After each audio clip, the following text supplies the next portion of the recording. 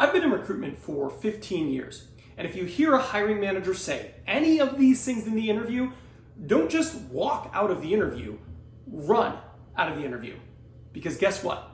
They're probably hiding something. All right, let's go. Now, the first thing you want to be on the lookout for is if they ever say something along the lines of, here we are family, or at this company, we're like a family, or we operate as a family, etc., etc., etc. Here's a reality. Your company is not your family, right?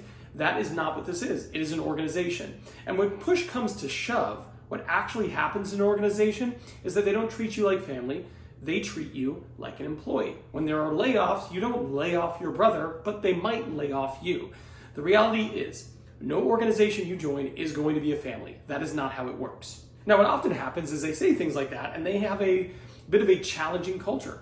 They're going to expect more from you because you're like a family. And will they sometimes treat you right? Yes, of course. But anytime a company says that, it's at least, at a medium, a yellow flag for me. The next thing you want to be on the lookout for is any company during the interview, if they say, we work hard and play hard. First and foremost, what does that mean? I do believe companies, when they say they work hard, yeah, they're going to work you a lot. They might ask you to come in over the weekend. You might have to work long hours. I believe that. But what does play hard even mean? I've never actually worked for a company where they truly played hard. So I think companies say that because they want to lay the expectation that here you are going to work hard, but on occasion they will throw you a pizza party and you will eat pizza in the lunchroom. And don't get me wrong, I love pizza way more than the normal person, but it does not offset a culture in which you have to work way harder than you should in the seat you are in. Always watch for that. Hey, by the way, if you're finding value in this video, do me a favor, hit that like button. It's free, it tells YouTube I don't suck, and it motivates me to make more videos like that.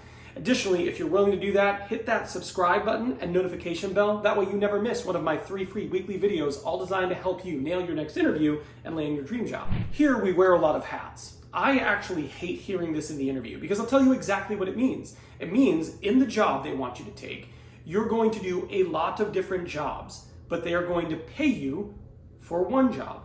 Anytime a company says this, it just means you are going to be incredibly busy. You're going to have to fill the roles of potentially multiple people. You won't get the additional training, compensation, recognition for doing that. It's just expected. If you think about what that really means, it just means they're going to expect you to do way more than you might if you're doing this exact same role for a different company. And it's one of the reasons I hate hearing companies say this in the interview.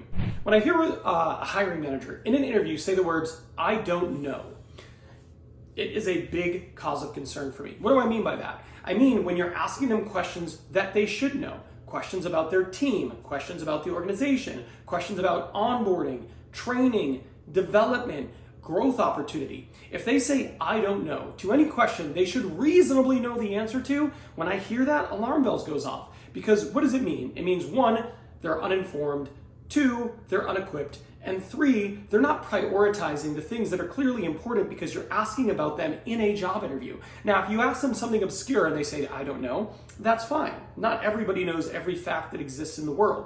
That's just how knowledge works. But if you're asking them about something they should clearly have the answer to, and they say, "I don't know," I would see that as a red flag for sure.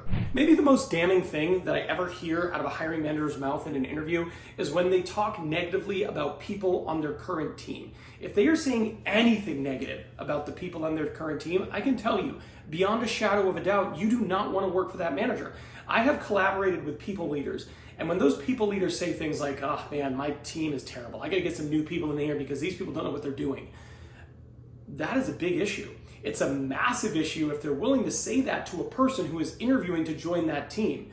The type of manager who would say that in an interview is the type of manager who would say something like that about you once you join their team. You don't want to work for their team. What they're hiding in this very specific situation is that they are a terrible boss.